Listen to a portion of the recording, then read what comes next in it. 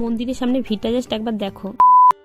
বিকেলের দিকে রেডি হয়ে বেরিয়ে পড়লাম, মা আর আমি যাচ্ছিলাম হুগলিতে মামা বাড়িতে। তো স্টেশনে গিয়ে টিকিট কেটে নিলাম। এদিকে দেখো ট্রেনও ঢুকে গিয়েছে। তারপর ট্রেনে উঠে পড়লাম আমরা। হাবড়ায় নেমেছিলাম, হাবড়া থেকে বাস ধরবো আর কি, যাবো নৈহাটি হুগলিতে। তো ওখান থেকে আমরা বাস যেখানে আর কি দাঁড়ায় বাস স্টেশনে, ওখানে গিয়ে ফাঁকা পুরো একদম বাসটা ছিল। বাসে উঠে একদম ফার্স্টের দিকেই বসে পড়েছে। এদিকে বাসটাও ছেড়ে দিয়েছে।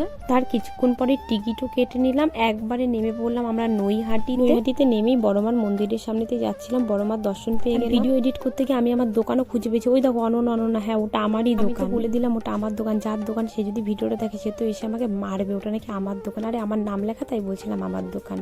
তারপর ওখান থেকে টিকিট কেটে একদম চলে আসলাম। লঞ্চ পার হতে হবে মামা বাড়ি যাওয়ার জন্য, আমাদের ওপারে যেতে হবে। তো এদিকে লঞ্চটাও ছেড়ে দিয়েছে, কি দারুণ লাগছিল। আমি দাঁড়িয়ে দাঁড়িয়ে একটু ভিডিও ক্লিপ নিচ্ছি। আজকের ভিডিওটা আমি এখানেই শেষ করলাম। ভিডিওটা কেমন লাগলো তোমরা জানিও। চলো আজকের মতন এই অবধি, টাটা।